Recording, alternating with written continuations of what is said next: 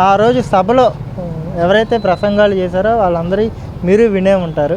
ముఖ్యంగా జడా శ్రావణ్ కుమార్ కానివ్వచ్చు, ఒక యూట్యూబరు మాట్లాడిన తీరు కానివ్వచ్చు. అంటే ఈ భాష మాకు పవన్ కళ్యాణే నేర్పించాడు కాబట్టి మేమే మాట్లాడుతున్నామని చెప్పేసి వాళ్ళు నిండు సభలో ఆ రోజు మాట్లాడిన పరిస్థితి. దీనికి కామెంట్స్ మీరేంటి? అంటే వాళ్ళని అరెస్ట్ చేయడం నిజంగా కక్ష సాధింపు చర్యగా భావించవచ్చు అంటారా, లేదు ఫ్రీడమ్ ఆఫ్ స్పీచ్ని హరించడమే అంటారా? మీరేం చెప్పుకొస్తారు?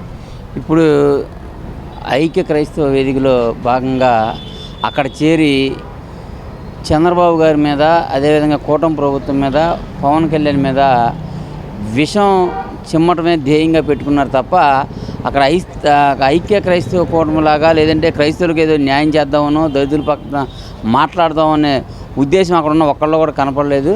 ఎందుకంటే గత ఎన్నికల్లో కూటమి ప్రభుత్వం మీద ఎస్సీ వర్గాలు, దళిత వర్గాలు అన్నీ కూడా ఎంత నమ్మకాన్ని ఉంచాయో 29 అసెంబ్లీ స్థానాల్లో 27 స్థానాల్లో తెలుగుదేశం కూటమి అభ్యర్థులు గెలవడం, అందులో ఇచ్చిన 21 కోటాలో కూడా 2 సీట్లని తెలుగుదేశం పార్టీ, జనసేన పార్టీ తీసుకొని ఆ రెండింటిలో ఎస్సీలు నిలబెడతాం, వాళ్ళు కూడా అఖండ మెజార్టీతో గెలవడం జరిగింది. అంటే క్రిస్టియన్స్ కానీ, దళితులుగా కానీ, అంటే దళితుల్లో ఉండి క్రిస్టియన్ అభిమానించే వాళ్ళు కానీ, ఇంకోటి కానీ, వీళ్ళందరూ కూడా కూటమి ప్రభుత్వం మీద పూర్తి విశ్వాసంతో ఉన్నారు. అయితే వాళ్ళు వచ్చి అక్కడ ఎవరి స్వేచ్ఛను హరించింది కూడా కాదు, కేవలం తెలుగుదేశం పార్టీ మీద, నారా చంద్రబాబు గారి మీద, కూటమి ప్రభుత్వం మీద విషం వెళ్ళగక్కే వాళ్ళందరూ కూడా ఒక దగ్గర చేరి ఒక పేటీఎం టీంలా తయారయ్యి ఆ టీము అక్కడ నిర్వాహకుల దగ్గరికి వచ్చి వాళ్ళతో చేరి మొత్తం అక్కడ ఉన్న ఆ రెఫీ దెబ్బతినేలాగా వాళ్ళ ఉద్దేశాన్ని బయట ప్రపంచానికి తెలిసే విధంగా పక్కన పెట్టి పూర్తిగా రాజకీయ వేదికగా మార్చేసి ఆ రోజు అలా చేశారు. కాబట్టి దీన్ని పూర్తిగా మేము స్వేచ్ఛలు హరిస్తున్నాం కాదు, ఇంకా చాలామంది అరెస్ట్ చేయాల్సి ఉంది, వాళ్ళని అరెస్ట్ చేయలేదని చెప్పి మేము అందరం భావిస్తున్నాం. అంటే ఇప్పుడు కెమెరా ఉంది, మైక్ ఉంది కదా అని ఇష్టానుసారంగా బూతులు తిడితే అంటే ఆంధ్రప్రదేశ్ సమాజం అంగీకరిస్తుంది అంటారా? మీరేం చెప్తారు?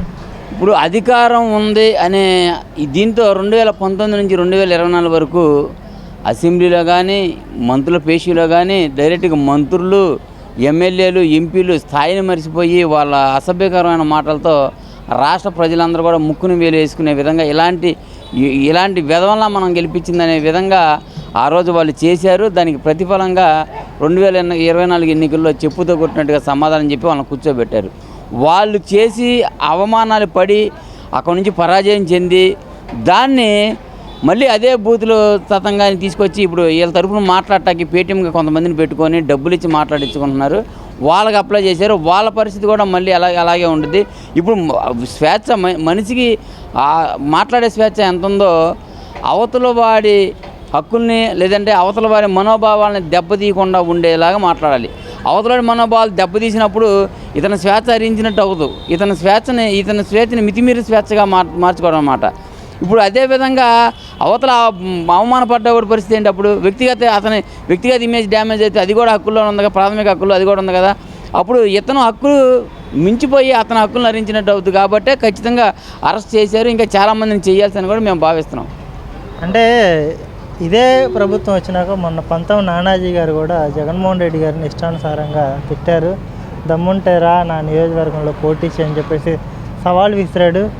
దాన్ని ఉదహరిస్తూ పవన్ కళ్యాణ్ కూడా లైన్ దాటాలి, ప్రతిదానికి నేనే రియాక్ట్ అవ్వాలా, మీరు మాట్లాడరా, లైన్ దాటి మీరు మాట్లాడవచ్చు అని చెప్పేసి మొన్న ఎమ్మెల్యేలతో కూడా పవన్ కళ్యాణ్ గారు అంటే ఇండైరెక్ట్గా మీరు బూతులు మాట్లాడండి అని ఒక ఇండికేషన్ డిప్యూటీ సీఎం ఎమ్మెల్యేలకు పాస్ ఆన్ చేశారంటే మీరేం చెప్తారు? ఇప్పుడు డైరెక్ట్ బూతులు మాట్లాడంటే అరే బాబు నేను ఇలా మాట్లాడుతున్నాను, పలానా భాష మాట్లాడుతున్నాను, అదే భాష మీరు కూడా మాట్లాడండి అని చెప్పడం, అది బూతులు మాట్లాడదామని డైరెక్ట్గా చెప్పడం.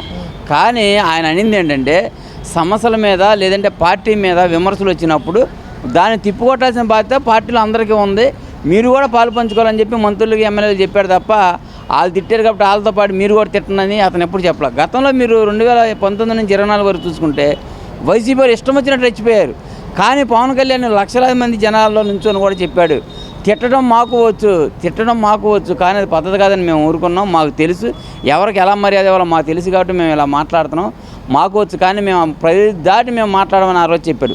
పరిధి దాటి మాట్లాడతాం అంటే ఎమ్మెల్యేగా నేను నియోజకవర్గానికే పరిమితం అనే పరిధి కాకుండా పార్టీని ఓన్ చేసుకొని రాష్ట్ర సమస్యను మీద వేసుకొని మాట్లాడమన్న ఉద్దేశంతో పరిధి దాటి మాట్లాడమన్నాడు. కానీ బూతులు మాట్లాడమని ఇంకొని తిట్టమని కానీ పవన్ కళ్యాణ్ ఎప్పుడు చెప్పడు.